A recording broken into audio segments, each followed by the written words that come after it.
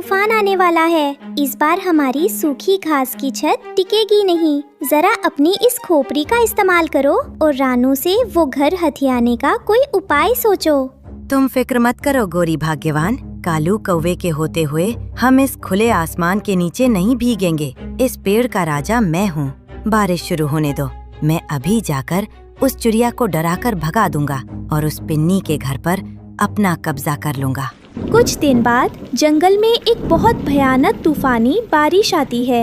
हवा इतनी तेज थी कि बड़े बड़े पेड़ हिलने लगते हैं। कालू कौवा अपने घने पत्तों वाले घर में बैठा था, लेकिन तेज हवा के कारण उसके सारे पत्ते उड़ जाते हैं और मूसलाधार बारिश का पानी सीधे उसके घर में भरने लगता है।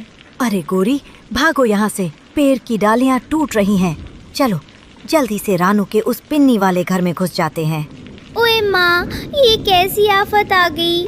मेरी सारी सूखी घास बह गई। पानी के मारे मैं तो डूब जाऊंगी।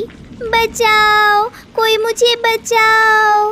कालू का पूरा घोंसला टूटकर पानी में बह जाता है। वे दोनों ठंड और पानी से बेहाल होकर उड़ने की कोशिश करते हैं। तभी उसे रानू चिड़िया का पिन्नी का घर दिखाई देता है। तेज हवा और बारिश के बावजूद पिन्नी के ऊपर से सारा पानी फिसलकर नीचे गिर रहा था और घर अंदर से बिल्कुल सूखा और सुरक्षित था। रानू बहन, मैं कितना मूर्ख था।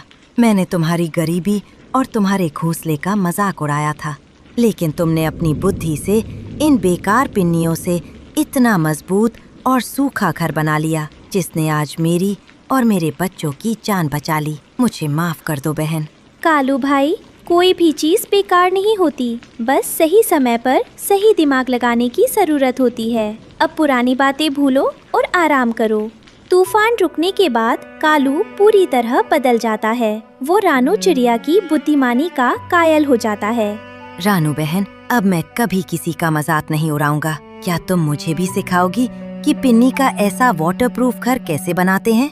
मैं भी अपने परिवार के लिए ऐसा ही सुरक्षित घर बनाऊंगा। हाँ हाँ, क्यों नहीं कालू भाई। चलो हम सब मिलकर जंगल के बाकी पक्षियों के घरों पर भी पिन्नी की छत लगा देते हैं, ताकि अगली बार कोई भी बच्चा बारिश में ना भीगे। इसके बाद कालू, रानू और मिट्ठू तोता मिलकर पूरे जंगल में पिन्नी के मजबूत घर बनाते हैं। अब सभी पक्षी बारिश के दिनों में भी खुशी खुशी और सुरक्षित रहने लगते हैं। इस कहानी से हमें सीख मिलती है कि मुसीबत के समय रोने के बजाय अपनी बुद्धि का इस्तेमाल करके बेकार चीजों से भी सबसे अच्छी चीज बनाई जा सकती है। कभी भी किसी की मजबूरी या उसके छोटे घर का मजाक नहीं उड़ाना चाहिए, क्योंकि वक्त बदलते देर नहीं लगती। सुंदरवन जंगल में एक बहुत ही सुंदर फूलों का बगीचा था, जिसकी मालकिन बुलबुल आंटी थी। इसी जंगल में दो नन्हे चिड़िया के बच्चे कुकू और गुड़िया रहते थे। पिछले साल तेज बारिश में उनके माता पिता गुजर गए थे। तब से दोनों भाई बहन अनाथ हो गए थे और दाने दाने के लिए तरस रहे थे। आज दोनों भूख से बेहाल होकर बगीचे में आते हैं। गुड़िया बहन, मुझे बहुत जोर की भूख लगी है।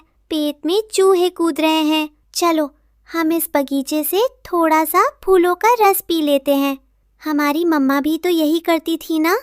हाँ कुकू भाई, मुझे याद है, जब मम्मा को कहीं दाना नहीं मिलता था तो वो हमें यही लाती थी।